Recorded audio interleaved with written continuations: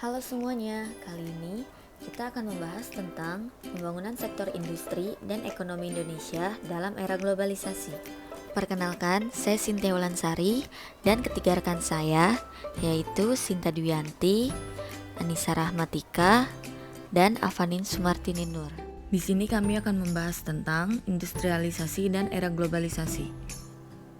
Industrialisasi merupakan proses perubahan dari masyarakat agraris menjadi masyarakat industri. Proses industrialisasi juga terjadi di Indonesia dengan tujuan yang pertama, pemenuhan kebutuhan dalam negeri dan kehidupan masyarakat. Yang kedua, pasar ekspor akan membaik dan memiliki potensi untuk berkembang. Yang ketiga, sumber daya alam dan manusia yang mumpuni. Yang keempat, pengembangan dan penguasaan teknologi yang akan berdampak pada pengembangan industri lainnya. Yang kelima, pengembangan kegiatan ekonomi di daerah luar Pulau Jawa. Pembangunan sektor industri di Indonesia. Pertumbuhan ekonomi nasional sangat dipengaruhi oleh pertumbuhan industri. Jika dikorelasikan, pertumbuhan ekonomi ini akan sejalan dengan pertumbuhan sektor industri manufaktur. Salah satu contohnya adalah, jika sektor industri mengalami penurunan, maka dampaknya akan terlihat pada melambatnya pertumbuhan ekonomi, dan bisa juga sebaliknya. Hal ini bisa terjadi karena sektor industri merupakan komponen utama dalam pembangunan ekonomi nasional. Faktor pembangkit industri di Indonesia ada 3, yaitu struktur organisasi, ideologi, dan kepemimpinan. Faktor penghambat industri di Indonesia ada 3, yaitu keterbatasan teknologi, kualitas sumber daya manusia, dan keterbatasan dana pemerintah. Permasalahan pembangunan sektor industri di Indonesia. Permasalahan internal: A. Sarana dan prasarana yang masih lemah. B. Adanya kesenjangan pembangunan daerah. C. Masih bergantung pada hasil impor. Permasalahan eksternal: A. Masih banyaknya isu globalisasi dan liberalisasi ekonomi. B. Kesepakatan internasional. C. Munculnya raksasa ekonomi baru. Kriteria dasar sektor industri di Indonesia. 1. Peranan dan kontribusi yang tinggi bagi perekonomian nasional. 2. Struktur industri yang kuat. 3. Teknologi maju menjadi ujung tombak pengembangan dan penciptaan pasar. 4. Jasa industri yang kuat menjadi penunjang daya saing industri internasional. 5. Daya saing yang mampu menghadapi liberalisasi negara APEC. Kondisi perekonomian di Indonesia pada tahun 2019. Berdasarkan data yang didapatkan dari web resmi Kementerian Keuangan, telah dijabarkan bahwa stabilitas ekonomi pada tahun 2019 cukup terjaga dan tingkat inflasi yang ada juga rendah. Pertumbuhan ekonomi pada bidang produksi industri menunjukkan hasil positif dengan peningkatan kinerja. Namun, peningkatan kinerja tidak luput dari tantangan yang ada, terkhusus pada neraca perdagangan yang masih tercatat adanya defisit. Strategi yang dilakukan untuk menghadapi tantangan tersebut yaitu dengan menambah nilai ekspor, stabilisasi harga, penguatan investasi, serta perbaikan struktur ekonomi yang sesuai dengan perkembangan global. Nah, di sini ada diagram Industrial Production Index Indonesia pada tahun 2019. Rata-rata indeks produksi Indonesia pada tahun 2019 sebesar 148,65. Capaian ini lebih tinggi dibanding rata-rata tahun 2018 yang sebesar 142,5. Jadi, kinerja perusahaan-perusahaan di sektor real masih cukup bagus. Nah, ini juga ada grafik pertumbuhan industri non-migas dan pertumbuhan ekonomi nasional. Dengan pertumbuhan sebesar 3,94%, maka untuk seluruh tahun 2019 pertumbuhan industri non-migas hanya mencapai sebesar 3,43%, lebih rendah dibandingkan dengan pertumbuhan sebesar 4,77% pada tahun 2018. Dengan pertumbuhan sebesar 4,34%, maka pertumbuhan industri non-migas pada tahun 2019 kembali berada jauh di bawah pertumbuhan ekonomi nasional sebesar 5,02%. Selanjutnya, pada grafik 3A, industri yang mengalami kontraksi pada tahun 2019. Terlihat pada industri alat angkutan mengalami kontraksi pertumbuhan yang terjadi pada tahun 2018 mencatatkan pertumbuhan sebesar 4,24%, maka pada tahun 2019 industri ini mengalami penurunan atau kontraksi sebesar 3,43%. Terlihat juga terdapat pada industri kayu, barang dari kayu dan gabus, dan barang anyaman dari bambu, rotan, dan sejenisnya. Pada tahun 2018, industri ini terjadi peningkatan sebesar 0,75% dibanding dengan 2017 hanya 0,13% saja. Maka, pada tahun 2019 industri ini mengalami penurunan atau kontraksi sebesar 4,55%. Terjadi juga pada industri karet, barang dari karet dan plastik. Pada tahun 2019 terjadi penurunan nilai ekspor industri dari karena turunnya nilai ekspor karet. Pada tahun 2019, nilai ekspor karet tercatat turun sebesar 5,52%. Namun, terjadi kenaikan pada tahun 2018 sebesar 6,92%. Begitupun juga dengan industri mesin dan perlengkapan mengalami pertumbuhan negatif pada tahun 2019 sebesar 4,13%. Pada tahun 2018, volume industri ini mengalami kenaikan sebesar 3,95%. Selanjutnya, pada grafik 3B, industri yang mengalami kontraksi pada tahun 2019. Terlihat penurunan nilai tambah industri barang galian bukan logam pada tahun 2019 ini ternyata masih menghasilkan kenaikan ekspor. Pada tahun 2018, volume ekspor industri ini mencatatkan kenaikan sebesar 2,75%, namun dengan nilai ekspor yang turun sebesar 1,3% pada tahun 2019. Selanjutnya, kontraksi yang terjadi pada industri barang logam komputer, barang elektronik dan optik, peralatan listrik pada tahun 2017 mengalami kenaikan yang signifikan sebesar 2,79% dan terjadi pertumbuhan negatif di tahun 2018 sebesar 0,61% dan 2019 sebesar 0,51%. Selanjutnya, kontraksi pertumbuhan juga terjadi pada kelompok industri kulit, barang dari kulit dan alas kaki. Setelah mengalami pertumbuhan yang sangat berani pada tahun 2018 dengan mencatatkan pertumbuhan negatif sebesar 0,99%. Selanjutnya terdapat pada grafik 4, industri yang mengalami perlambatan pertumbuhan pada tahun 2019. Pada industri makanan dan minuman di tahun 2018 mengalami pertumbuhan industri yang meningkat sebesar 9,23%.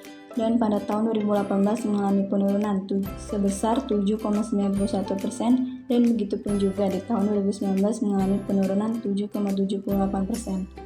Selanjutnya, pada perkembangan industri pengolahan tembakau mengalami pertumbuhan negatif di tahun 2017, tercatat sebesar 0,64% dan mengalami kenaikan 3,57% di tahun 2019. Setelah itu mengalami penurunan kembali di tahun 2019 tercatat sebesar 3,36%. Yang terakhir, pada perkembangan industri logam dasar tercatat 5,87% di tahun 2017 dan mengalami pertumbuhan cepat tercatat 8,99%, tetapi tidak berlangsung lama terjadi penurunan kembali di tahun 2019 tercatat 2,83%. Selanjutnya, pada grafik 5, industri yang mengalami kenaikan pertumbuhan pada tahun 2019. Pada industri tekstil dan pakaian jadi, yang pertumbuhannya naik dari sebesar 8,75% pada tahun 2018 menjadi sebesar 15,35% pada tahun 2019. Selanjutnya, terdapat juga pada industri karet dan barang dari kertas, percetakan dan reproduksi media rekaman terjadi penurunan di tahun 2017. Dan 2018 dengan 0,33% dan 1,43%. Pada tahun 2019 mengalami kenaikan sebesar 8,68%. Selanjutnya, industri kimia, farmasi, dan obat tradisional. Pada tahun 2019, kenaikan pertumbuhan tertinggi dicapai oleh industri ini yang mencapai pertumbuhan sebesar 8,48% dan pertumbuhan negatif sebesar 1,42% pada tahun 2018. Selanjutnya, pertumbuhan industri furniture yang pada tahun 2018 tercatat sebesar 2,22%, pada tahun 2019 tumbuh sebesar 8,53%. Begitupun juga dengan industri pengolahan lainnya, jasa reparasi dan pemasangan mesin dan peralatan. Pada tahun 2018 mengalami penurunan sebesar 0,83% pada tahun 2019. Sebesar 5,17%. Selanjutnya, globalisasi. Globalisasi ekonomi, menurut Fakih, dikutip dalam Agus Salim mengemukakan bahwa globalisasi ekonomi adalah suatu proses pengintegrasian ekonomi nasional ke dalam suatu sistem ekonomi global. Kemudian, diketahui salah satu bentuknya ditandai dengan meningkatnya keterbukaan perekonomian suatu negara terhadap perdagangan internasional, di mana, menurut Todaro dan Smith, kegiatan perdagangan internasional ini akan mempengaruhi pertumbuhan ekonomi suatu negara, karena suatu negara bersaing di pasar internasional. Selanjutnya, pengaruh globalisasi ekonomi, di mana pengaruh globalisasi ekonomi ini memiliki dampak positif dan dampak negatif. Yang terdapat pada dampak positif yaitu 1. Mendorong pertumbuhan ekonomi pada negara berkembang, salah satunya adalah Indonesia. 2. Menurunkan angka tingkat kemiskinan dunia. Hal ini dikarenakan dengan adanya peluang naiknya pendapatan suatu negara hasil dari perdagangan bebas dan skala internasional. 3. Dengan adanya globalisasi, harapannya sebuah negara lebih efisien untuk bersaing di pasar dunia. Dampak negatif dalam pengaruh globalisasi ekonomi yaitu 1. Meningkatkan ketimpangan pendapatan di berbagai negara dunia. 2. Terjadinya ketimpangan pendapatan per kapita antara negara maju dan negara berkembang. 3. Mengurangi tingkat keamanan pekerjaan. Selanjutnya, pengaruh globalisasi ekonomi terhadap perekonomian Indonesia. Dengan adanya globalisasi juga dapat mengubah pola perilaku pelaku ekonomi dalam proses produksi. Pengaruhnya dapat meliputi efisiensi dan intensifikasi penggunaan faktor produksi. Nah, ada sisi positifnya, ada sisi negatifnya juga nih. Di sisi positifnya, Indonesia dapat mengalami pertambahan frekuensi perdagangan dan investasi pada sektor yang dapat diperdagangkan, serta industri nasional yang menjadi lebih kompetitif. Di sisi negatifnya, hal ini dapat merusak kenyamanan publik. Globalisasi membuat sektor ekonomi tradisional mulai ditinggalkan dan berubah menjadi sektor ekonomi modern. Masyarakat sudah mulai merasa bahwa pasar tradisional mulai tertinggal, sehingga membawa dampak pada kebijakan pelaku ekonomi yang mengikuti globalisasi. Tanpa disadari, globalisasi sudah banyak terjadi di kehidupan manusia, mulai dari hal yang kecil. Misalnya, banyak aplikasi yang membantu kita dalam mengurus sebuah bisnis. Pengaruh paling besar yang terdapat pada globalisasi ekonomi yaitu impor, ekspor, investasi, dan juga tenaga kerja. Berdasarkan data yang dikumpulkan dari laporan tahunan Kementerian Keuangan, impor yang dilakukan Indonesia mengalami kontraksi pada tahun 2019 dikarenakan terjadinya penurunan baik secara harga maupun volume. Total pendapatan dari impor yang dilakukan yaitu sebesar 170,72 miliar USD. Namun, jika dibandingkan dengan pendapatan tahun sebelumnya yaitu sekitar 188,71 miliar USD, angka tersebut menurun sebanyak 9,53%.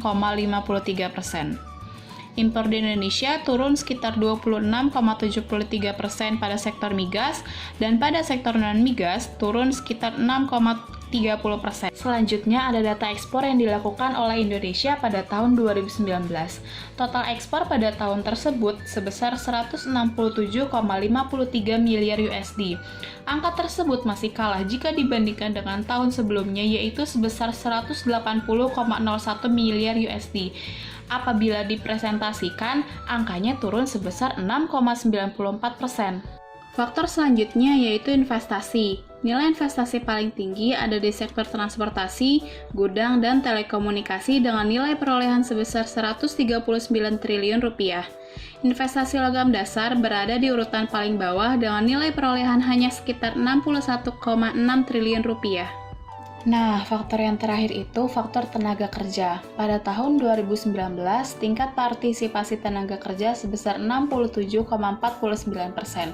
Angka tersebut meningkat 0,23% dari tahun sebelumnya. Meskipun kecil, peningkatannya berpengaruh besar pada banyak sektor ekonomi di Indonesia.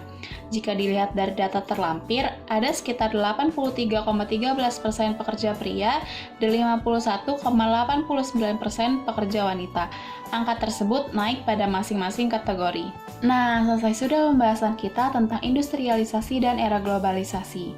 Kita harap kamu mengerti tentang kedua pembahasan tersebut. Tapi dengan selesainya pembahasan ini, kita juga harus berpisah nih. Sampai ketemu di lain kesempatan ya. Bye-bye.